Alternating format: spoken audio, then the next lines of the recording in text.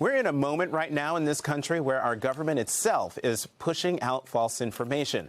It's something that George Orwell warned us about years ago. When I sit down to write a book, I write it because there is some lie that I want to expose.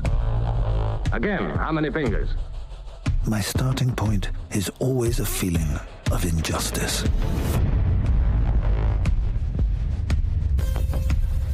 The very concept of objective truth is fading out of this world. I'm going to set down what I dare not say aloud to anyone. This prospect frightens me much more than bombs. That was part of the trailer for the new documentary Orwell, 2 + 2 = 5, made by Oscar-nominated director Raoul Peck and Oscar and Emmy Award-winning director Alex Gibney. In it, they weave together Orwell's writings and archival footage to draw striking parallels between the author's warnings and today's realities, both in the United States and abroad. The film is now in theaters in New York City and Los Angeles and playing in selected cities starting October 10th. And joining us now is Alex Gibney. Alex, welcome to The Weekend. Thank you for being here, and thank you for this documentary.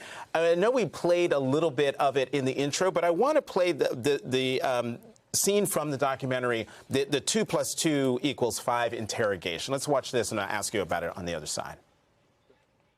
The organized lying practiced by totalitarian states is not, as is sometimes claimed, a temporary expedient of the same nature as military deception. It is something integral to totalitarianism, something that would still continue even if concentration camps and secret police forces had ceased to be necessary. Totalitarianism demands, in fact, the continuous alteration of the past, and in the long run, probably demands a disbelief in the very existence of objective truth.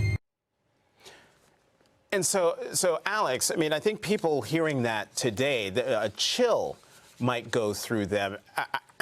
How should the American people respond to what they just heard in that clip, but also to what they're experiencing now?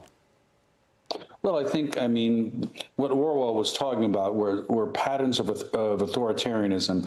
And a key device that authoritarians use is to force you to pledge allegiance to alternative facts. And when I say alternative facts, I use the phrase advisedly. That's a way of saying things you know to be false, but you're forced to believe are true. And so I think the way Americans should respond right now is every time the government tells us something, we should be deeply skeptical and push back, because the goal of an authoritarian ruler is to make people believe what they know to be false to be true. Alex, I was watching this last night as I was finishing, so great job. Thank you guys for making it. Thank you for the nightmares, because it was quite disturbing. At the same time, I think in the way that you guys wanted it to be disturbing. One of the things I thought that was really interesting was, going into it, I didn't know if it was just going to be about Trump, but there is a long line of folks now that you guys are talking about when it talks about authoritarianism and totalitarianism. And I think, from WMD explaining folks why that is connected to that, all of these things and weaving this together. What I took from it was that authoritarianism, wherever it is in the world, especially in 2025, doesn't have to recreate the wheel, that there are so many similarities no matter what these countries are, but there are tweaks every once in a while. And I'm curious, as you guys were making this, how does it feel different here in our country as folks look and see that it might be some democratic backsliding here? What feels different about it here than other countries? Well, I do think that the similarities are maybe more important than the differences, but I think what you see is a slow slide. In other words, things begin to change, and people say, well, is it that bad? Oh, it'll probably be okay, until you realize you've begun to accept things that you never would have accepted 3 or 4 months earlier. So I think in that sense, what's going on in the United States is very similar to what I experienced in Russia when I went there in 2018. And I remember photographing a protest that was led by Alexei Navalny, but all the protesters were forced to go through a cordon of security officers, and the security officers had their badges taped over, and they were wearing face masks so that they couldn't be identified. And I thought to myself at that time, wow, that's something that could never happen in the United States. Here we are. Mm-hmm. Yeah. And Alex, I want to ask you about your sort of archival sifting process. My future sister-in-law actually is a documentary film producer.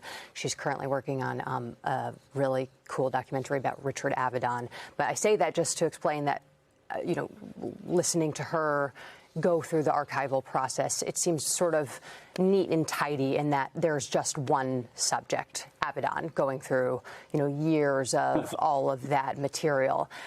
But when I think about what you guys had to do to put this together, I mean, the range of images and history that you and Raoul Peck had to sift through in order to compile the very powerful images that we saw in your work. Walk us through the way that you structured that. It's such a huge canvas to have to comb through. It is a big canvas and very complex and wide-ranging, and purposefully so. But I think that the film works because Raoul focused the story on a very simple tale, which is the story of a man who's dying of tuberculosis, going to the coast of an island off the coast of Jura to write what would be his great masterwork, 1984. That's the simple story. And then we have Orwell's words, and there's a script out of Orwell's words which have a resonance that was both important in the day, but increasingly relevant today. And once you have that kind of libretto, if you will, then you begin to look for images that might fit in some way or have a harmony in some way with those words. So the process was long and intuitive, but ultimately very productive. And yes, it was wide-ranging because Raoul is juxtaposing present and past, and also juxtaposing what goes on in many countries. And that is what's so effective, I think, about the film, is it shows the patterns of authoritarian rule, which is what we all have to look for in order to resist. We encourage our viewers to give this documentary a look. Alex Gibney, thanks so much for joining us this morning. Thank you.